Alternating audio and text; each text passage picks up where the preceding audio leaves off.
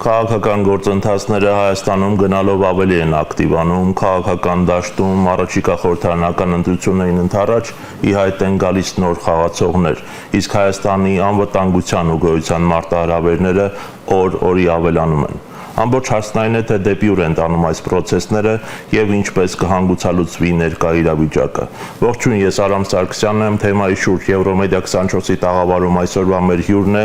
Ազգային ժողովի Հայաստան խմբակցության падգամավոր ՀՅԴ Հայաստանի գերագույն մարմնի անդամ Քրիստինե Վարդանյանը։ Բարև ձեզ, Տիկին Վարդանյան, շնորհակալ եմ հրավեր ընդունելու համար։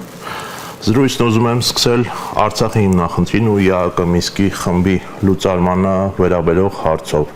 Արցախի անկախության օրվան նվիրված հանրահավաքը ձեզ ինչ կարևորություն ուներ արցախայցյան իրավունքների բարձրաձայնման տեսանկյունից եւ ինչ կարող եք ասել ԵԱՀԿ Մինսկի խմբի կամ Մինսկի գործընթացի լուծարման որոշման մասին, որը ինչպես գիտեք, որի մասին հայտարարվեց սեպտեմբերի 1-ին Հայաստանի եւ Ադրբեջանի արտգործնախարարների դիմումի հիման վրա։ Ըստ ձեզ,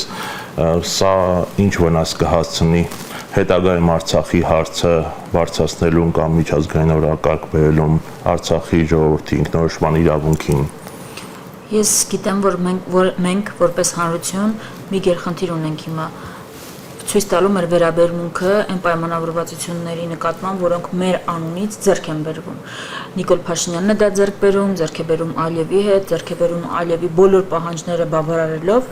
ու պարզ է այստեղ Նիկոլ Փաշինյանը ՔՊ-ի դիրքորոշումը, բայց իրենք խոսում են միջազգային հանրության հետ, մեր գործընկերների հետ, մեր հակառակորդների հետ մեր անունից ու մենք խնդիր ունենք ցույց տալու։ Համաձայն ենք դրանց հետ, հաշտ ենք դրանց հետ, թե հաշտ չենք։ Ոստի ցանկացած դրսևորում այդ թվում նաև սեպտեմբերի 2-ը ցանկացած կլինի անհատական ակցիա, կլինի հանրահավաք, կլինի հավաք, որը ցույց է տալիս, որ հանրությունը հաշտ չէ, ունի այլ կարծիք, ունի իրավունքներ եւ պատրաստ է իր իրավունքների համար պայքարը շարունակել, դա կենսական անհրաժեշտություն է, դա նվազագույն անհրաժեշտություն է ու դա է այն հիմքը, որի վրա մենք հետո կարողանալու ենք ասել, որ սրանք մեր անունից ձեռք բերված պայմանավորվածություններ չեն։ Իրականում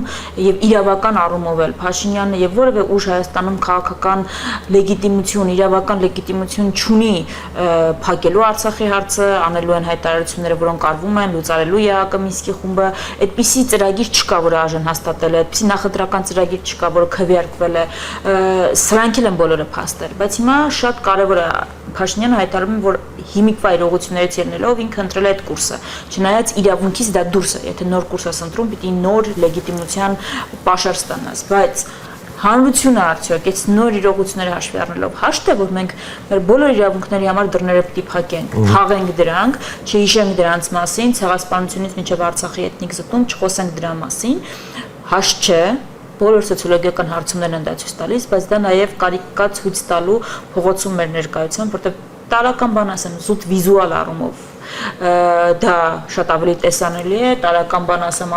բոլոր դեսպանատները ամենօրյա ռեժիմով զեկույցներ են գրում իրենց մայրաքաղաքներին տեղեկացնելով ինչ է կատարվում եւ այս ամենի համար, որպեսզի մենք ելի մի օր կարողանանք վերադառնալ մեր իրավունքների մասին խոսել, այդպիսի բոլոր հավաքները կարևոր են։ Ինչ վերաբերում է լավ է, վատ է ԵԱՀԿ Մինսկի խմբի լուծարումը, եկեք ես գլոբալ փորձ եմ պատասխանել ավելի, որ մենք այսպես ման ունենանք, կողմնորոշիչ ունենանք, ինչպես կողմնորոշվենք, հասկանալու լավ է թե վատ է։ Մենք կարող ենք որպես հանրություն, որպես նաև ինքնությամբ հայեր պայմանավորվել, որ եթե Ադրբեջանն է մի բան պահանջում եւ տարիներ շարունակ հետամուտ լինում, ուրեմն դա մեզ համար վատ է։ Ադրբեջանը մեզ համար լավ բան, դժվար տասնյակ տարիներ շարունակ պահանջեր։ Ադրբեջանն է ցանկացել, որ ԵԱՀԿ Մինսկի խմբի ֆորմատը չլինի, Ադրբեջանի ղեկավարն է հայտարարել, որ փակ դռների հետևում իրեն ստիպում են ճանաչել Արցախի անկախությունը 2017 թվականին։ Եվ այդ ֆորմատի շրջանակներում է դա եղել։ Հիմա դա լավ է թե վատ է։ Եթե Ադրբեջանն է պահանջում, ուրեմն Ադրբեջանի համար վատ է, մեզ համար հետեւաբար լավ է, չէ՞։ Հիմա իսկ ինչու է գնացել այս ճանապարհով, որովհետեւ բանակցություններ ընթացել են բացառապես Ադրբեջանի պահանջների բավարարելու տրամաբանությամբ, չկա մի կետ, որը Հայաստանի ներկայացնողները ցանկացել են ամրագրել եւ կարողացել են ամրագրել, չկա մի կետ, որը Ադրբեջանը ուզեցել է ամրագրել եւ չի ամրագրվել այդտեղ։ Իսկ ԵԱՀԿ Մինսկի խմբի լուծարումը Ադրբեջանի պահանջն է եղել, ինչու համար։ Ինչի համար։ Տեսեք, միշտ պարտվող կողմին է ձեռնտու մենակ չմնալ հաղթող կողմի հետ, բանակցություններում ներգրավել միջնորդներ, որպեսզի իր շահերը օգնեն պաշտպանել։ Հիմա նայեք Ուկրաինայի հարցում բանակցությունը, տեսեք Ուկրաինան որքան շահագրգռված է, որ ուղիղ չբանակցի Ռուսաստանի հետ, որ այդտեղ ներգրավված լինեն միջնորդ Եվրոպական առաջնորդները Հայաստան-Ադրբեջան բանակցություններում Ադրբեջանը միշտ ցանկացել Հայաստանի թողնել առանց դաշնակիցների ուղիղ բանակցել 2020-ից հետո հատկապես ուղիղ բանակցել Հայաստանի հետ, որտեղ այդ հաշվի առնելով այն վիճակը, որ մենք ունենք հիմա գետնի վրա, այդպես ճնշումները ավելի կարող էր բանեցնել եւ այդ պահանջին դուրք է տրվել։ Մեզ ցանկացած անգամ 3+3 ֆորմատը, որը Թուրքիայի ներգրավվածությանը ենթադրում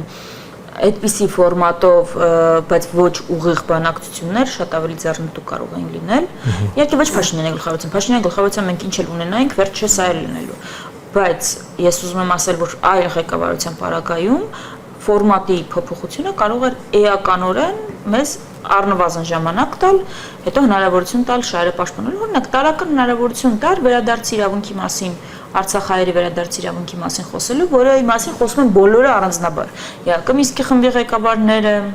ԵԱԿ Մինսկի խմբի համանախագահ երկրների ներկայացուցիչները, որոնք իրար հետ հակամարտում, բոլորը, Շվեյցարիան է դրա շուրջ խաղաղության նախաձեռնությամբ հանդես գալի, այսինքն դա միջազգային ճանաչված իրավունք է, դրա մասին անկախ մեզնից մենք Ալիևի հետ Նիկոլ Փաշինյանը թաղում է Արցախի հարցը, մեկ է դրա մասին խոսում են, էլ քիչ է մնում արգելեն, քրեականացնեն Արցախ վերադարձի մասին խոսելը, բայց մեկ է խոսում են, որովհետև դա միջազգային ընդունված նորմ է, իրավունք է, որ չի կարող անտեսվել։ Հիմա Այսինքն մենք անգամ այս պարտված վիճակում, անգամ գետնի վրա այսպիսի վիճակում ունենք հնարավորություններ, բայց այդ հնարավորությունների առաջ հետևականորեն դռները փակվում են, կողպվում են, որպեսզի հանկարծ մենք այդ հնարավորություններից չօգտվենք։ Դրա համար էլ սա իհարկե վատ է։ Արդյոք սա նշանակում է, որ մենք այլևս երբեք մեր իրավունքների մասին չենք կարողանա խոսել։ Ոչ։ Դրանք գործիքներ են, գործիքները կարելի է թարմացնել, գործիքները կարելի է նորոգել եւ փոխարինել։ Ի վերջո, եթե մենք միջազգային ֆորմատ ստեղծվել է անգամ իրար հետ 180 աստիճան կոշտության հակամարտություն ունեցող երկրները մի հարցում ստանձնել են պարտավորվածություններ եւ բանակցություններ են վարել, ով ասում որ նոր այդպիսի ֆորմատ չի կարող ստեղծվել։ Դա կարելի անել, բայց միայն այն դեպքում, երբ որ դու ունես դոկտրին արտաքին քաղաքական, որտեղ քո առաջնահերթությունները արձանագրված են, եւ դու գիտես ինչպես գնալ պաշտպանելու այդ առաջնահերթությունները, ոչ թե դու գնում ես բանակցությունների սեղանին մտածելով ինչպես ստանամ մի թուղթ, որի վրա գրված է խաղաղություն ու կապ չունի, որ այդտեղ ամրագրված են Ադրբեջանի պահանջները։ Դա ինձ պետք է ներքաղաքական վերընտրվելու համար, ներքաղաքական շանտաժի համար։ Հիմա եթե դրա համար ես բանակցում, քեզ ոչինչ պետք չի, բայց եթե քո նպատակը բանակցությունների գնալու քո շահերի պաշտպանությունն է, գործիքներ միշտ կգտնվեն։ Իսկ ձեզ դուք ինքներդ շեշտեցիք, որ հակադիր բևեռներում գտնվող տարբեր տերություններ եւ երկրներ էին ԵԱԿ Մինսկի խմբի համանախագահող պետությունները եւ հիշենք, շատերը գուցե հիմա մոռացել են, որ սա բանակցությունների հարթակ տրամադրող միակ միջազգայինորեն ընդունված ձևաչափներ, որի շրջանակներում 25-30 տարի բանակցությունները ընթանում են եւ կարծես վերջին ինստանցիան լիներ, որ դրանից դուրս որոշումներ չկան եւ ամբողջ միջազգային հանրությունը ընդունում էր այս ձևաչափը։ Ձեզ ինչու բոլոր երեք համանախագահող պետությունները համաձայնվեցին Մինսկի խմբի լուծարմանը, մի կողմից Միացյալ Նահանգներն ու Ֆրանսիան, մյուս կողմից Ռուսաստանը։ Երբ այն պահից երբ կոնֆլիկտի կողմերը, հակամարտող կողմերը գալիս են համաձայնության, որևէ մեկը այդ համաձայնության դեմ չի գնալու, որևէ ցանկացած համաձայնության, որևէ մեկին չի հետաքրքրել դա ում հաշվին է, որևէ մեկը խոսակցային բառ օգտագործեմ, վատամարտ դուրս չի գալու։ Եթե պատկերացրեք մի իրավիճակ, երկու հարևան ունեն վեճ իրենց Բաքում գտնվող հողատարածքի վերաբերյալ։ Մենք գիտենք, որ այդ հողատարածքը պատկանել է մի ընտանիքի, այդտեղ են միշտ եղել, մեկը եկել է ուժով տիրացել է կարճ ժամանակ, հետո այն մյուս ընտանիքը վերականգնել է իր իրավունքները եւ նա վեճ ընդունում է։ Բայց այն պահից, երբ որ այն ընտանիքը ում պատկանել է այդ հողատարածքը, գնում է ասում է եւ ես խնդիր չունեմ, իրեն թող լինի, այս զավթիչին թող լինի, այս հողատարածքը որևէ հարց չունեմ, ինչ ուզում է թող վերցնի, մի հատ էլ տանը սենյակներից մեկը կարող է հանգիստ գալ վերցնել, հարևաններից ով է վատամարտ լինելու, ասի չէ, արդարությունը ասում է, որ դու պիտի պայքարես քո իրավունքների համար։ Ոչ մեկ, ոչ մեկ այն պահից երբ հակամարտող կողմերը ձեռք են բերում պայմանավորվածություն, իրար հերթ չտալով այդ ողջույնները լինելու են, որը մեկը դրան հանդես չի գալու, դեմ հանդես չի գալու, բոլորը փորձելու են դափնիներ վերցնել իրենց, որ իրենք են հասել այդ հակամարտությանը, որովհետև այդպես են թելադրում պետությունների շահերը։ Միակ պետությունը, ում պիտի հետաքրքրի Հայաստանի հայ ազգի շահերը, դա Հայաստանի Հանրապետությունն է։ Մենք չենք կարող մունատ գալ այլ պետությունների վրա, ինչու հետաքրքրված չեն մեր շահերի պաշտպանությունը։ ԵԱԿ Մինսկի խմբի ֆորմատի պահպանումը բխում էր հիմա հատկապես երևի 30 տարվա մեջ ամենաշատը հիմա ունենք մենք դրա կարիքը։ Երբ մենք համաձայնվել ենք այն լուծարել, այդ համանախագահ երկրները իլյուզիա է եւ նաիվություն է պատկերացնելը, որ կարող են դրան ինչ որ արդարության մասին պատկերացումներ լինելով դեմ գնալ։ Դա չի լինելու։ Ես ասում եմ Երևանն էլ Նիկոլ Փաշինյանը պայմանավորվի, որ հանձնելու է Ադրբեջանին, դա էլ են ողջունելու միջազգային հանրության ներկայացուցիչները, պետությունների ղեկավարները, որովհետև շատ քիչ է հետաքրքրում այլ պետություններին հայկական ազգի, հայկական պետության շահերի պաշտպանությունը։ Դա մեր հոգսն է, մեր խաչն է, մեր բեռն է, մեր առաքելությունն է։ Այդ դուք նշեցիք հաշ չլինելու հանգամանքը, թե արդյոք հասարակությունը եւ քաղաքական դաշտը հաշտ է այս ամենի հետ եւ այսպիսի խոսակցությունների համատեքստում դասականի ձևակերպմամբ օդում կախված է մնում այն հարցը, թե ինչու Ադրբեջանը հաշտ չեղավ եւ չհաշտվեց իր չեղած իրավունքների հետևից գնաց եւ գնաց այն հողի հետևից, որը իրականում հայկական էր եւ ինչու պետք է Հայաստանն ու հայ ժողովուրդը հաշտվի այս ամենի հետ։ Եթե խնդիրը միայն ուժն է, եթե խնդիրը միայն այն է, որ Ադրբեջանը ուժեղը մենք թույլ, ապա այդ դեպքում ինչու չուժեղանանք։ Նախ մենք ուժեղանալու այլ ընտրանքը չունենք։ Մենք չենք կարող այսպիսի վիճակում գոյություն քաշ տալ։ Չենք կարող։ Դա իներցիայով ինչ որ ժամանակ կկարողանանք կտևի, բայց մենք մեր ինքնության պահպանումը եւ զարգացումը այս վիճակով չենք կարողանում ապահովել։ Իսկ բնության մեջ եթե դու քո ֆունկցիան չես կատարում, դու վերանում ես։ Չկա մի բան, որը պահպանվում է ուղղակի պահպանվելու սիրուն։ Կյանք պայքար է, բնությունը պայքար է, պետությունը ունենալը պայքար է, եւ եթե դու հրաժարվում ես այդ պայքարից, դու չես ունենալու այն ինչ ունես հիմա։ Դա աքսիոմատիկ օրենք է բոլոր մակարդակներում, բնության, բարոյականության, իրավունքի ցանկացած որ ասպարեզում նայենք։ Այսինքն երբ մենք խոսում ենք, իսկ մենք ավելի լավ չի ուժեղանանք կամ գուցե ճիշտ մենք ուժեղանալու այլ ընտրանքը չունենք։ Չուժեղանալը մեզ համար նշանակում է մահանալ։ Մենք ուղղակի մեր մարտահրավերներին դեմոգրաֆիականից մինչև անվտանգային չենք կարող դիմակայել հիմիկվա պայմաններով։ Ընդհանրապես ժամանակի հարցը արագանալու կամ քչանալ։ Դեպապես չուժեղանալ եւ ուժեղանալ ասելով պիտի հասկանանք նաեւ ինչ մեր սեփական անվտանգությունը մեծամասամբ ապահովել կարողանալուց մինչև շատանալ, մինչև ռեսուրսների արդյունավետ օգտագործում, կառավարում եւ այլ ասպեկտներ, տնտեսական հզորացում, դա այլ ընտրանք չունեցող ճանապարհը, որ մենք պիտի անցնենք։ Հիմա ամբողջ հարցը դա է։ Մենք պիտի ուժեղանանք, մենք այս վիճակը պիտի փոխենք, մենք ի վերջո մի օր պիտի դադարենք լինել պարտված հասարակություն, մենք պիտի այս ստորացված վիճակից դուրս գանք, մենք այս հուսալքության վիճակից պետք է դուրս գանք, մենք պիտի վերականգնվենք որպես պետություն, ազգ, հասարակություն, տնտեսություն ամեն իմաստով։ Հիմա աշխարհը ես կարող եմ վերջի նկարագրել 100 տարին, այսինքն գանք դա կլինի 1920-ից եւ 25-ից եւ կարող եմ ցույց տալ թե ինչպես են դաշնակիցները դարձել հակամարտող կողմերը դարձել դաշնակիցներ, ինչպես է մի քանի անգամ իրավիճակ փոխվել, ինչպես են այն պետությունները նույն ազգի ներկայացուցիչները հիմա իրար դեմ պատերազմ մղում։ Հիմա այս պայմաններում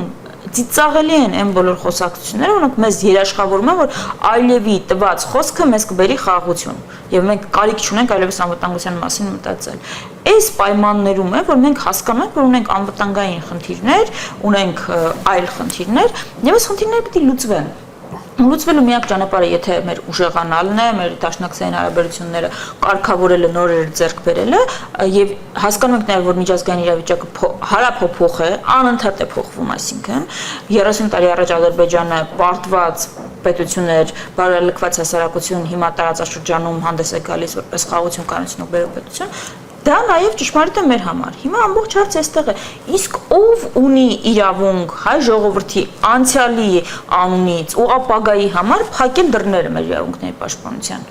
թաղել մեր իրավունքները, այնպես անել, որ մենք էլ հնարավորություն չունենանք այդ իրավունքները պաշտպանելու։ Որևէ մեկը չի ասում, որ հիմա պետք է Բաքվին պատերազմ հայտարարել, մի հատ էլ Թուրքիային հայտարարել եւ ընդհանրապես դրա մասին որևէ մեկը չի խոսում։ Ընդհանրապես Հայաստանը երբեք պատերազմ որևէ մեկին չի հայտարարել, վերջին անգամ դա Տիգրան Մեծն է կարծում եմ արել։ Խոսքը հետեւյալի մասին է։ Մենք ունենք հիմա այնինչ ունենք, դա պետք է կարողանալ պաշտպանել, պետք է դադարել քո բոլոր խաղաքարտերը տալ ոչնչի դիմաց։ Դա մեկ ուն պաշտպանել ատամներով ու ամեն գնով այն, ինչ հիմա ունես, եթե անում ես որևէ զիջում, դա պիտի լինի համարժեք կամ ավել որևէ բանի դիմաց։ Դրա մասին է։ Երկրորդը ուժեղանալ։ Ու որպեսզի կարողանաս պաշտպանել քո իրավունքները, վերականգնել քո կորցրածը, այսինքն քո իրավունքները, որոնք անտեսվել են անարդարության արդյունքում, կարողանաս տեր լինել այդ իրավունքներին։ Եվ միջազգային իրավիճակը քեզ անդադ այդ հնարավորությունները տալու է, նկատում իրավունքները պաշտպանելու, չեմ ասում ինչ-որ մեկի վրա հարձակվելու։ Բայց որ այս կա հարց է առաջանում ուրեմն, այդ ում է ձեռնտու այնպես անել, որ երբ որ գա հարմար պահ իրավունքները պաշտպանել, դու չունենաս դրա իրավական հիմքերը, լինես ավելի խոցելի իրավիճակում, այնպիսի հայտարարություններ արածնես, որոնցով քեզ հակադարձեն, դա ձեռք է տալիս միայն մեր թշնամիներին։ Այս է ամբողջ հարցը, այս է խնդիրը։ Սա է մենք հիմա ասում ենք, որ պիտի դուռը բաց թողնենք մեր իրավունքների պաշտպանության համար, դրանց կանադառնանք, երբ որ կլինի իրավիճակը, կենտրոնանանք հիմա եղածը պահելու, ամեն գնով պահելու վրա։ Սա է կոնցեպտը։ Մյուս կողմը ասում եմ, մենք պիտի տանք այն ամենը, ինչ պատկերացնում Ադրբեջանը եւ Թուրքիան, տեսնենք տակը ինչ է մնում, դրա վրա մեզ երջանիկ զգանք անկախ նրանից ինչ ենք տվել։ Մենք ասում ենք, դա չի աշխատելու։ Դա չի լինելու, մենակ մեզ չեն թողնելու մի բան, որով կարողանանք երջանիկ լինել։ Երկրորդը ձեր տված կոնցեպտը մենք հիմա տեսնենք Արցախում ինչ է, տեսնենք Նախիջևանում ինչ է, տեսնենք Արևմտյան Հայաստանում ինչ է, պետք չի 4-րդ, 5-րդ անգամ սեփական կաշվի վրա տեսնել ու զգալ այն ինչ որ տեսել օրինակ Արցախցին ու հետո ասել հա դե ուրեմն սխալվում ենք։ Այս է ամբողջ մեր խնդիրը սա է։ Ինչպես է անդիմությունը, եթե դրա այդ ակնհայտորեն համաձայն չէ, պատրաստվում կասեցնել կամ խոչընդոտել այդ գործընթացին։ Մենք մի տարբերակ ենք փոփոխությունների պատկերացնում, հրաշքներ չենք սպասում, կախարդական փայտիկներ չունենք, մենք պատկերացնում ենք, որ այս ընթացքը կասեցնել եւ փոփոխություն բերել կարող ենք մեր հանրության հետ, հանրային մոբիլիզացիայի միջոցով, ինչ միջոցառման տեսքով, ինչ իվենթով, դա այլ տեխնիկական ավելի հարց է, նկատի ունեմ, դա կարող է այդ մոբիլիզացիան կարող է արտահայտվել քվեարկությամբ, կարող է փողոցով արտահայտվել, դա տեխնիկական հարց է ավելի, բայց հանրային մոբիլիզացիա, որը պիտի ասի, որ ինքը համաձայն չի, անկախ ինչքան տարբերություններ մենք ունենք, ինքը համաձայն չի, որ Հայաստանում լինի այլևի պատկերացած սահմանադրությունը։ Որ ինքը համաձայն չի, որ հիմա հայեցակարգ են ընդունում, ըստ որով պատերազմի մասին ֆիլմեր չենք կարող նկարել։ Ինքը համաձայն չի, որ Արարատ լեռը հեռացնում ենք մեր խորհրդանիշերից, մեր գերբից, մեր հաջորդը երևի գերբը կլինի, մեր դրոշմանիշերից, ընդհանրապես Արարատի դեմ արշավ ենք տանում։ Ինքը համաձայն չի, որ Հայաստանում իր նախագահների, իր գեներալների, իր զինվորականների դեմ պիտի հետապնդումներ սկսեն Ադրբեջանի պահանջով։ Ինքը համաձայն չի, որ սա լինի թուրքական եւ ադրբեջանական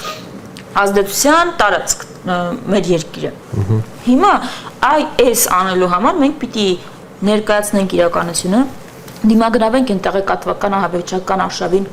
որ մեր ժողովրդի նկատմամբ տարվում է, այն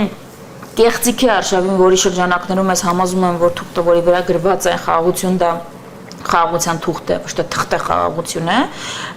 այն արշավին, որ համոզում եմ, որ մենք պիտի մեզ ամբողջությամբ կախվածության մեջ տնենք Ադրբեջանից, գազ գնենք, անվտանգային, այսինքն մենք ասում ենք անվտանգ ենք, որտեղ այլև ասելու է, չենք կրակում, տնտեսական զարթոնք ենք ունենալու, որովհետև Ադրբեջանից գազ ենք գնելու։ Սա փաթեթավորումն է, իրականությունը գիտեք ինչ է նշանակում։ Իրականությունը նշանակում է, որ մենք ասում ենք, մենք ամբողջապես անվտանգային տնտեսություն, մենք կախվածության մեջ ենք ընկնելու Ադրբեջանից։ Հիմա սրա հետ համաձայն ենք մենք։ Մենք համաձայն ենք, որ ձմեռը գազ կունենանք, թե չէ, որոշի Բաքվի ղեկավարությունը։ Ձմեռը մենք գազ կունենանք, թե չեն։ Աղետների ժամանակ մենք գազ կունենանք, թե չեն, որոշի Բաքուն։ Մենք համաձայն ենք, որ մեր երեխաները կապրեն թե չէ, կորոշի ոչ թե մեր բանակը ու մեր դաշնակցային հարաբերությունները, այլ Բաքուն։ Ինչպես շրջափակման ժամանակ Արցախում էր Դա տեսանք, մոտավորապես։ չէ, ինչ են այդ մարդիկ ընդունակ։ Ընդամենը 3 տարի է անցել մեր կանանց խոշտանգումներից։ Այդ մարդիկ պիտի որոշեն, մենք ձմեռը գազ ունենալու ենք թե չէ, մենք անվտանգ լինելու ենք թե չէ։ Մենք սա այդ համաձայն չենք։ Ներեցեք եւ նույն օրը ինչ էր ֆեստիվալ էին։ Որովհետեւ ջերմուկի այդ պատերազմը խախտում էր այնց ամբողջ կոնցեպտը, ինչ էին մեզ ասում։ Մեզ ասում էին Բաքվի պահանջները սկսվում եւ ավարտվում են Արցախով։ Արցախը եթե տանք, վերջանում են բոլոր պահանջները։ Բայց եթե Արցախով սկսվում ու ավարտվում է, ջերմուկի վրա ինչու են հարձակվել։ Լավ հարձակվել էին եւ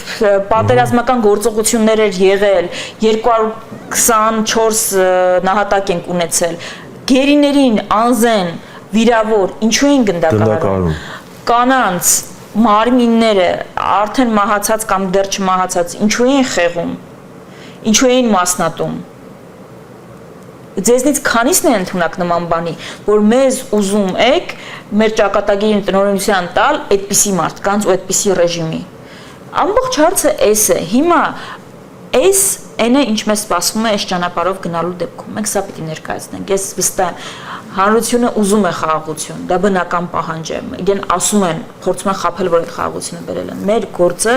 ցույց տալը, որ այս ճանապարհով գնալը այդ պատկերների կրկնությունը նշանակում, էթնիկ զտում է նշանակում, մեզ ամբողջությամբ կախվածության մեջ դնել է նշանակում Ադրբեջանից դրանից բխող բոլոր հետևանքներով եւ որ մենք այդ ճանապարհով չենք կարող գնալ։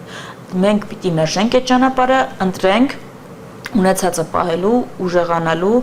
դաշնակցային հարաբերությունները արդյունավետ դարձնելու, նոր դաշնակիցներ ձեռք բերելու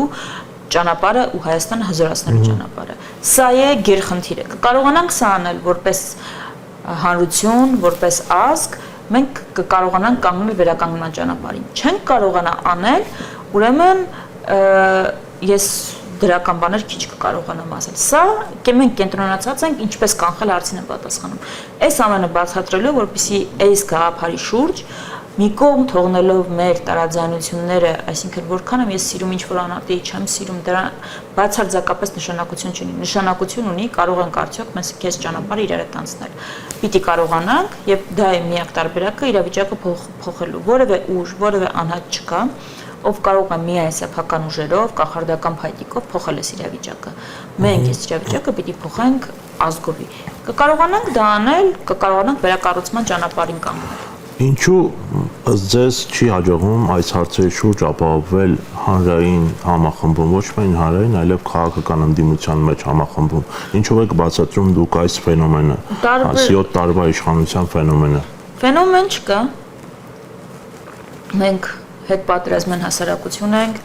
պարտված հասարակություն, որին բնորոշ է ապաթիա, որին բնորոշ է հուսալքություն, մենք նաև հասարակություն ենք, որտեղ 18-ին եղել են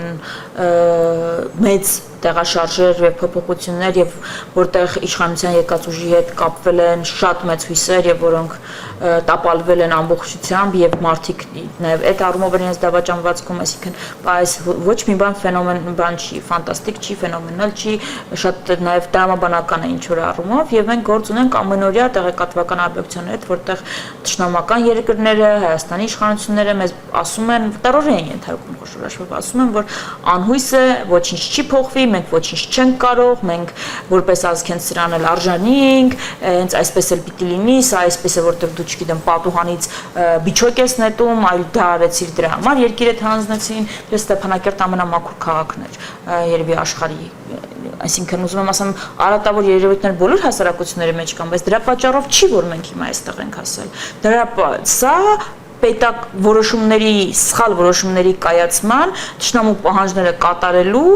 տոտալ կառավարման տապալման հետևանք է, ոչ թե որ արատավոր երևույթներ որոշակի կան, հանրության ինչ որ շերտերի մոտ, դա բոլոր հասարակություններում կան։ Հետո որպես ֆենոմենալ չի, մենք հիմա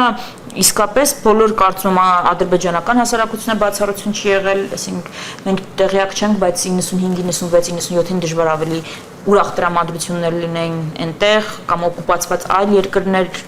օկուպացված երկրների օրինակներ կարող են բերել։ Սա բնորոշ է պարտված հասարակությունների խնդիրը, այստեղ ոնց գտնենք վերականգնման ճանապարհը։ Դրա համար հույս է պետք տալ։ Հույս, հավատ եւ վերականգնել այդ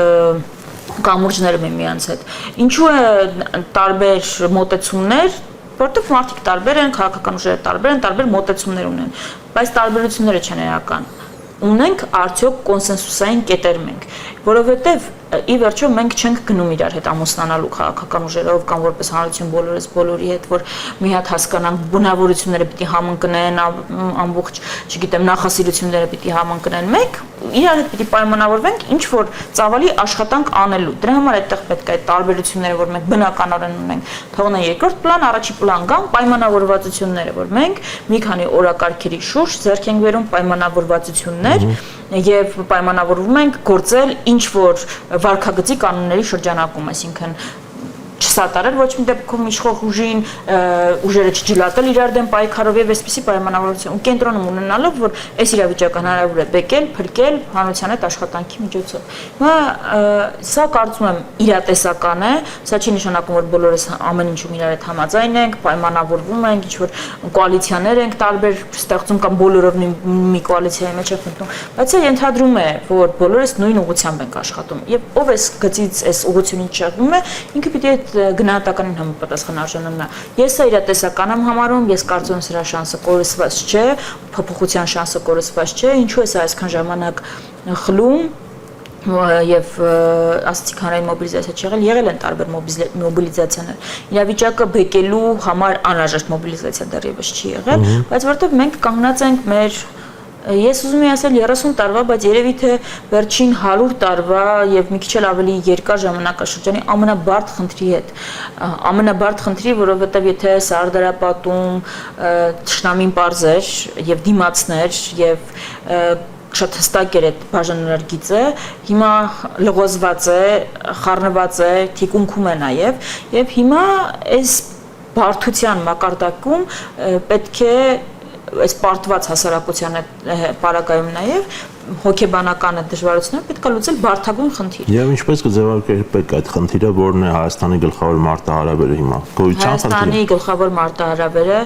զիջումների ընթացքը կանգնեցնելը եւ վերականգնման ուղի վրա կանգնելն է։ Այս ընթացքը, այսինքն ազատ անկման կենսականի գիծը հասած եւ հատած զիջումների ընթացքը կանգնեցնելն է։ Մենք չենք կարող անverջ բավարարել Ալիևի եւ Էրդողանի պահանջները, հույս ունենանք, որ դեռ կունենանք հայկական պետություն։ Կա մի կետ, որից հետո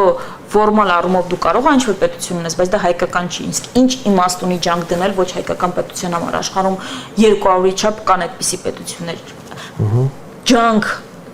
նյարդ, քրտինք, արյուն իմաստ ունի թափել միայն քո ինքնությունը պաշտպանող եւ զարգացմանը նպաստող պետության համար, հայկական պետության համար։ Հիմա գերխնդիրը դրա համար թշնամու պահանջների բավարարման այս ընթացքը կանգնեցնելն է եւ վերականգնման ուղու վրա կանգնելը։ Այլ տարբերակ փրկության չունենք։ Ազգային ժողովի պատիվ ունեմ խմբակցությունը ազգային ճգնաժամի կառավարման ձախողման հիմքերով Հայաստանի Հանրապետության վարչապետին անվստահություն հայտնելու մասին ազգային ժողովի հայտարարության նախագիծ է ներկայացրել, ինչպես գիտեք, արդեն ունի Հայաստան խմբակցությունը որոշում այս հարցի վերաբերյալ միանալու եք, աջակցելու եք արդյոք այս նախաձեռնությանը։ Նախագծի հետ կապված որևէ առարկություն չունենք, այդ բոլոր հիմքերը կիսում ենք, կարող ենք ավելացնել, լսումների համար է նախագիծը նախատեսում ենք մասնակցել եւ այդտեղ որևէ երբեք չենք պնդում, որ այդ հիմքերը չկան, այլ եմ ասում կարող ենք ավելացնել, որևէ խնդիր այդտեղ չենք տեսնում։ Բայց ավելի շատ դուք կողմ եք արտահերթ թե գործողություններին, թե Արտահերթի հերթականի հարցը չի, որ Հայաստան ես չգիտեմ Հայաստանում քաղաքական ուժ, որ ասում եք նստենք, սպասենք ինչ որ բանի ընտրությունների, խնդիրը հետեւյալն է։ Կարող ենք հիմա մենք ինչ ռեսուրս ունենք հիմա իրավիճակը փոխելու, որ ինչ հավանական սցենար ունենք եւ ինչ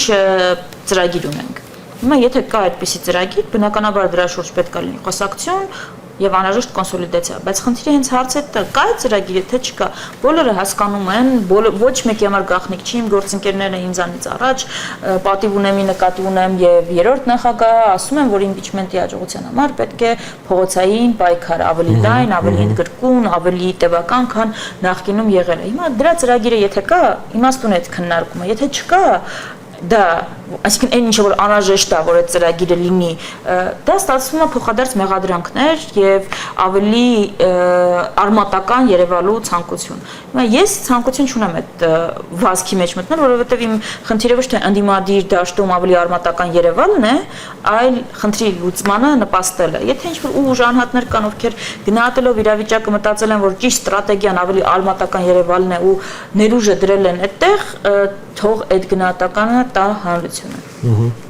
Իսկ ինչ ձևաչափով է դաշնակցությունը կամ Հայաստան դաշինքը պատրաստվում մասնակցել առաջիկա ընտրություններին եւ ինչպես է ընդհանրապես գնահատում ձեր շանսերը, ձեզ ընդդիմությունը իրական հնարավորություն ունի ընտրությունների միջոցով իշխանություն փոխելու։ Նախ ընտրությունների մասին մենք ասում ենք մի պարզ բան, մեր կամքից անկախ նախանշված են հերթական ընտրություններ, որոնք եթե հասնենք այդ մի հանգրվան կա, դրանից հետո դա դառնալու է անխուսափելի։ Դա մենք պիտի նկատի ունենանք, բայց ոչ ոք չի մանավանդ այսպիսի անկանխատեսելիությունների պարագայում, երբ չգիտենք մենք վաղը ինչ իրավիճակ է լինելու, երբ խոսվում է, որ այդ պայմանագիրը նախաստորագրելուց հետո կարող է ստորագրվել, դա փոխում է իրավիճակը ամբողջությամբ։ Մենք ընդհանրապես 3 տարի առաջ հայտնվեցինք մի իրավիճակում, որ մի գործողությունը փոխեց ամբողջությամբ ներքաղաքական դաշտում իրավիճակը, նկատում եմ սեպտեմբերի 13-14-ի դեպքերը եւ հազարավոր մարդիկ փողոցում էին։ Նկատում եմ այս պայմաններում անիմաստ է 9 ամիս հետո որևէ բանի մասին անել դոգմատիկ կանխատեսումներ։ Մենք չենք բացառում այդ, որ կհասնենք այդ հանգրվանին, բայց միջև այդ կենտրոնացած ենք հանրության հետ աշխատանքների վրա։ Դաշնակցության պարագայում այդպիսի որոշումները կայացնում են ժողովները, այդպիսի ժողով մենք դեռ չենք ունեցել։ Կգա պահը, կհասկանանք, որ դա է, այսինքն հիմա է պահը անհրաժեշտությունը որոշում կայացնելու։ Այդ որոշումը կկայացվի ու կկայացվի հետեւյալ տրամաբանությամբ, որն է ամենաարդյունավետ ճանապարհը մեր դերակատարության նկատի առնելով, որ գերխնդիրի իրավիճակը հաղթահարումն է, ոչ թե որ անձնական շահերը կամ խմբային շահերը։ Սա է մեր ուղենիշը առաջիկայի համար։ Ինչ շանսեր ունի ընդդիմությունը, ինչպիսին են նրա կկարողանա, թե չի կարողանա, ամեն ինչ կախված է աշխատանքից։ Ես գիտեմ, ես հեռու եմ այն մտքից, որ գործող դիտողոսային ընդդիմությունը կարողանում է ծածկել ամբողջ դժգոհ հանրության ծավալը եւ վստահություն ունի բոլորի մոտ, ովքեր դժգոհ են Նիկոլ Փաշինյանին։ Ոչ, դա այդպես չի։ Մենք շատ բավական, այսինքն սահմանափակ թվով մարդկանց սահմանափակ ասելով հստակ մարդկանց խումբ կա, որոնց վստահությունը, որոնց շրջանում մենք վստահություն այո ունենք եւ այդ թիվը ամեն ժամանակ մենք չպակասեցնելու, աճելու, միտում գրանցելու համար, բայց ամբողջ հանրությունը դա չի։ Հետևաբար այստեղ գործ ունեն անելու բոլորը, ովքեր իրենց դիրքավորում են դիմադիր դաշտում։ Կարող են մեկ մարդու ավել հուսալոքության ճիրաններից հանել, համոզել, որ հնարավոր է իրավիճակը փոփոխել, վստահություն վաստակել եւ այս ընդհանուր կաթսայի մեջ իրենց ներդրում ունենալ, դա շատ լավ է, դա այդպես պիտի լինի, ես չեմ պատկերացնում, որ մի ուժ կա, որ կարող է, կամ մի կոալիցիա կա, մի դաշինք կա, որ կարող է հաղթահարել միայնձնա իրավիճակը, դա պիտի լինի համատեղ ուժերով։ Ես այդպես եմ պատկերացնում իրավիճակի փոփոխություն, բայց այդտեղ պիտի բոլորը այդ ներդրումը ունենան։ Եթե մի կա ուժ այդտեղ դերակատարներ, ովքեր ունեն X ռեսուրսներ, բայց այդ ռեսուրսները ուղում են այլ ընդդիմադիրների վրա, այլ ընդդիմադիրների դեմ են օգտագործում, ոչ թե օգտագործում են այս ծրագիրը բացահայտելու, անցան մոբիլիզացնելու համար, դա էլ է իրենց ընտրությունում, բայց այդ էլ պիտի ստանա առնվազն հանրային գնահատական համապատասխան։ Եվ վերջին հարցը որպես ամփոփում, դաշնակցությունը միշտ եղել է ազգային ռոմանտիզմը մարմնավորող հիմնական առանցքային ուժերից մեկը եւ մեր նոր գրականության ու պատմագիտության մեջ այ կարմիր թելով անցնում էր Արևմտյան Հայաստանը եւ պատմական հողերը վերադարձնելու գաղափարը եւ հայ հասարակության մեջ դա էր ընկալվում, այդպես էր ընկալվում եւ հիմա տեսնում ենք թե գործող կառավարությունը, ղեկավարությունը բոլորին հակառակ գաղափար է առաջ տանում եւ ոչ միայն ֆիզիկապես է օտարվում մեր հայրենիքը, այլև հիշողության մեջ, որ հայոց պատմությունը վերաբանվում է Հայաստանի պատմություն, ասել է թե Հայաստանի պատմությունը պետք է սահմանափակվի երևի թե 29800 քառակուսի կիլոմետրով։ Ըստ ձեզ ազգը ընդհանրապես կարող է ապրել եւ գոյատևել առանց մեծ ճանապարհ գնալու այդ տեսլականի եւ առանց մեծ երազանքի, եւ որն է ըստ ձեզ այդ մեծ երազանքը։ Դաշնակցությունը մեղադրում է ռոմանտիզմի մեջ, բայց դաշնակցությունը հայրականության եւ ամենաիրատեսական քաղաքական ուժերից է, որովհետեւ ամեն իրավիճակում առաջարկել է իրատեսականություններ։ դա չի նշանակում, որ դու մեծ պատկերացում, մեծ երազներ պիտի չունենաս։ Մեզ հիմա համոզում են, որ անհատը մենակ լինելով պիտի երազի ամենամեծ բաների մասին, տիեզերքը նվաճելու, աշխարհը փոխելու, վերափոխելու, նոր աշխարհ, նոր կյանք հիմնադրելու մասին, իսկ ազգերը որպես հավաքականություններ երազանքներ պիտի չունենան, որովհետև դա ռոմանտիզմ է։ Եթե նպատակներ ունենալը մեծ համազգային դա ռոմանտիզմ է, դա ենք անվանում ռոմանտիզմ, մենք այո ռոմանտիկ ենք, որովհետև կարծում ենք, որ ինչպես անհատները, այնպես էլ ազգերը պիտի ունենան նպատակներ, առաքելության զգացողություն եւ պատկերացում, թե ինչպիսի տարածքով, ինչպիսի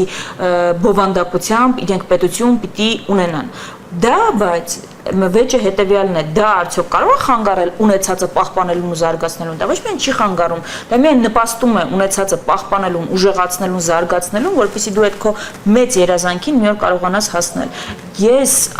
այլ ընտրանքը դրա չեմ պատկերացնում, ինչպես չեմ պատկերացնում, որ անհատը առանց որևէ նպատակի պիտի ապրի, այնպես էլ չեմ պատկերացնում, որ ազգերը առանց որևէ նպատակի պիտի ապրեն, եւ ովքեր հակառակն են պնդում, թող ուղղակի դրա պատմական օրինակները ցույց տան։ Ինչու է տարբեր ազգերի կարելի, այսինքն Հունաստանում օդանավակայանում, եթե բայրը չես կատարում, գրված է, որ Կոստանդնուպոլիս դա բան չէ, ռազմատենչություն չէ, դա արմատները հիշել է, ռևանշիզմ չէ, բայց բանը Հայաստանի դեպքում հիշել է, որ քո ժողովուրդը ծնվել, զարգացել է հայկական լեռնաշխարհում, որը չի սահմանափակում Հայաստանի Հանրապետության տարածքով ներկայիս, դա դառնում է ռևանշիզմ, դա դառնում է պատերազմ հայտարարել, ոչ, բայց պատմական ճշմարտություններ կան եւ քո ինքնությունն է, դու որպես ժողովուրդ իդենտիֆիկացված ես, քո ինքնությունը ծագում է եւ դու նկարագրված ես այդ նաև Աստվածաշնչում, որպես արժատ լեռան ստորոտին տարածված ժողովուրդ։ Հիմա դա ինչ աշխարհագրական սահման ուզում է լինի, ինչ ուզում է, ինչ այլ սահմաններ ուզում է լինի, դա ո՞նց կարող է փոխել այդ ինքնության ասոցիացումը։ Ո՞նց կարող է դա փոխել։ Ու ընդհանրապես սրա հակառակը որն է, ով իրավունք ունի ջնջել անցյալը ու փակել ապագայի դռները, ով է այդ մարդը, ես ուզում եմ տեսնել, մեզնից ո՞ր մեկը այդ իրավունք ունի հազարամյա պատմություն խմբագրելու, ինքնության գիտակցում խմբագրելու ու դաշնակցության համ առավելություն առաջին, բայց որ այս հիմիկվա դարում ես անձնակենտրոնության եւ նյութականության դառնում է, ուզում եմ վերածել խնդրի, դա այո մեծ նպատակներ ունենալն է, մեծ գաղափարների մասին մտածելը, ոչ կարճաժամկետ, երկարաժամկետ պլանավորում ունենալը, բայց նպատակ նաև ունենալը, որը եկեք չի խանգարում ոչ ունեցածդ պայել եւ դաշնակցությունը Հայաստանի սովետականացումից հետո Սփյուռքի համայնքներում եկեղեցիներից մի դպրոցներ էր բացում եւ Հայաստանի եռագույններ տնկում եւ դա նաեւ անում էր եկեղեցիներում խորանիներ տնկում եռագույնը ու դաշնակցությանը էլի մեղադրում էին ռոմանտիզմի մեջ, մեղադրում էին անիրատեսականության մեջ 70 տարի հետո շնորհակալություն էին հայտնում դա անելու համար, որովհետեւ պահպանվեց պետականության գաղափարը, որը հետո եկավ դարձավ իրականություն։ Արաքս գետը անցնող հայ գաղթականները հիշում էին, որ իրենք թագավորություն ունեցած ազգի զավակներ են ու այդ հիշողությունը մի օր բերեց վերականգնեց պետականությունը։ Հիմա ինչի դեմ ենք մենք կռվում, հիշողության դեմ։ Այսինքն մեզ մարդիկ պիտի չհիշեն, որ իրենց պապերը մուշից են եղել։ Ինչ անենք 150,000 արցախցիներին, բնաջնջենք։ Դե ասում են անցյալով մի ապրեք։ Անցյալով ով է ապրում, բայց անցյալով ապրելը ո՞ն է հիշել է, որտեղ ես ծնվել, դա անցյալով ապրել է։ Հիմա դա ի՞նչն ենք ուզում խմբագրել, ես դա եմ ուզում հասկանալ, կրկնում եմ, ինչ անենք 150,000 արցախցիների հետ, ինչ են առաջարկում, բնաջնջենք այդ մարդկանց, որ չասեն, որ Շուշիում, Ստեփանակերտում, Հադրութում, Մարտակերտում ենք ծնվել, ոնց դա կարելի է բանանել, ու այդ մարդկանց հիշողությունը ինչին է խանգարում, այդ մարդկանց տուն գնալու ցանկությունը ինչին է խանգարում, ով կարող է դրան դեմ լինել, ու ով ասում է, որ դրա պատճառով որ Ադրբեջանը պատերազմ ուզել ցանկանալու, իսկ վաղը Ադրբեջանը Անդրանիկի մասին երգ երգելու պատճառով պատերազմ չի ուզելու, իսկ ապրիլ 24 նշելու համար Թուրքիան պատերազմ չի ուզելու, ոնց կարող ես դու ցեղասպանության, քո վրա հարձակման հիմք սարքել են Քո կենցաղից դրվագներ։ Ու եթե այդպես է, ուրեմն մենք պիտի վերցնենք, որպես ժողովուրդ լուծարենք Հայաստանի Հանրապետությունը եւ որպես պետություն ու ժողովուրդ գնանք ամեն մեկս մեր կյանքով ապրենք, որ հանկարծ հարևանին չջղայնացնենք։ Ես դեմ եմ դրան։ Չեմ կապ չունի ինչ իրավիճակում ենք, չենք կարող մենք այդպես ապրել։ Եթե այդպես է գնանք Ադրբեջանում ապրենք։ Ինչու ենք մենք Հայաստանը սարքում Ադրբեջանի ազդեցության գոտի, ում դուր է գալիս այդ ազդեցություն, թող Ադրբեջանում ապրի, թող Թուրքիայում ապրի։ Հայաստանը հայկական ինքնության պաշտպանության զարգացման համար ստեղծված միակ կառույցն է աշխարհում։ Մենք դրա համար ենք։ Մենք ցեղասպանությունից հետո դա ենք հասկացել եւ դրա համար ստեղծել ենք պետություն ու շատ ծանր գնով ստեղծել ենք, շատ ծանր մակարոնների գնով պահպանել ենք։ Հիմա ոչնչացնում ենք, ճշնամական ազդեցության գոտի ենք սարքում, որ Այսինքն ազգային ինքնությունը եւ ընդհանրապես ֆիզիկական գոյությունը հնարավոր չէ առանց հայրենիքի ու պետության պահպանել։ Դա վտանգված է միշտ եւ դրան սպառնալիք է սպառնալիքը չափազանց մեծ է, եթե այո դու ճունես ազգային պետություն, որը նպաստում է քո ինքնության պահպանմանը, որի առաքելությունն է եւ ճունես նաեւ այդ ներուժը, որը պաշտպանում է այդ ինքնությունը, նպաստում է զարգացմանը, ճունես քաղաքականություն, այդ ինքնության զարգացմանը նպաստող։ Մենք դրա համար ենք պետություն ստեղծել։ Երազանքներ ունենալը, մեծ նպատակներ ունենալը, պատկերացում ունենալը դրա այդ պետությանը ոչ միայն սպառնալիք չէ, այլ պետության համար միայն ուղենիշ է եւ իր համար ճանապարհ ապահովող, այսինքն զարգացման ճանապարհ ապահով միակ ճանապարհն է։ Բայց որևէ մեկը չի ասում, որ Հայաստանում պիտի իշխանություն փոխվի եւ օրինակ գա ասի, հենց հիմա Թուրքիան պիտի պատերազմ հայտարարի, այսպիսի նարատիվ հայտ չկա։ Ամեն իշխանություն, ով ընտրվում է այդ ժամանակաշրջանի համար, տվյալ ժամանակաշրջանի համար, հաշվի առնելով իրողությունները, կանխատեսումները, առաջարկում է կառավարության ծրագիր։ Եվ պաշտոնավարում է, գործողություններ իրականացնում է այդ ծրագրի շրջանակներում, թե ինչ երազանքներ, իղձեր ունեն գևուժերը եւ անհատները, դա այլ պատմություն, դա խոսում է միտումների մասին։ Դաշնակցության ընդհանուր ժողովը դե տարվա սկզբին ռազմավարական նպատակ էր հռչակել նոր որակի ազգային պետության կառուցումը եւ հայկական ինքնության պահպանումը եւ հայտարարել էր պայքարի վճռական հանգրվարի մասին։ Երբ է սկսվելու դաշնակցության վճռական պայքարը։ Մեր համար այդ պայքարը սկսվել է եւ այդ վճռական փուլում է, այդ պայքարը ես հասկանում եմ, որ կարող է տպավորություն ստեղծվել, որ պիտի հիմա փողոցների մեջ որ ցանկապատի վրա լինի, որ վճռական փուլը արտահայտվեր, դա ամենօրյա աշխատանք է պայքարը, դաշնակցության համար պայքարը ամենօրյա աշխատանք է, դա ունի երևացող փուլեր ու միջերևացող փուլեր, ես արդեն խոսեցի դրա մասին, որ հանրության այդ աշխատանքն է, որ անպայման դրսևորվելու է համապատասխան առիթով եւ իրադարձությամբ եւ այո, մեզ համար նպատակը Փաշինյանի հեռացնելը չի, ԿՊ-ից վրեժ լուծելը չի, մեր նպատակը մեր մարտահրավերներին դիմագրավել կարողացող համարժեք ազգային պետություն, նոր որակի պետություն ունենալն է։ Դրա համար ենք մենք պայքարում, մենք կարծում ենք, որ մենք պիտի ստեղծենք այնպիսի պետություն, որ չկանգնի գոյաբանական խնդիրների առջև, պիտի լինի ուժեղ, զարգացած, առաջադեմ, բայց ազգային, պիտի կարողանա պաշտպանել եւ զարգացնել մեր ինքնությունը։ Մենք այդպեսին ենք պատկերացնում մեր հանրապետությունը եւ դրա համար է այդ պայքարը, որտեղ տուն բոլոր հայերի համար, պաշտպան բոլոր հայերի համար, իր զավակներից չհրաժարվող, իր զավակներին պաշտպանել կարողացող առաջինը եւ զարգացման հնարավորություններ տվող։ Սա է մեր երազանքը։ Մենք այդ պետության համար ենք պայքարում, այդ ճանապարհին է, որ իշխող ուժը խոչընդոտ է։ Խոչընդոտ չլիներ, մենք այսպիսի արմատական ընդդիմադիր չենք լինի։ Անբանակցելի խոչընդոտ, այսինքն մենք չենք կարող այդ ճանապարհին իր հետ մի օր դաշնակիցներ դառնալ։ Ինքը հակասում է մեր հայկական երազանքին։ Դրա համար ենք խոչընդոտ, որից պետք է ազատվել, որ երազանքին հասնենք։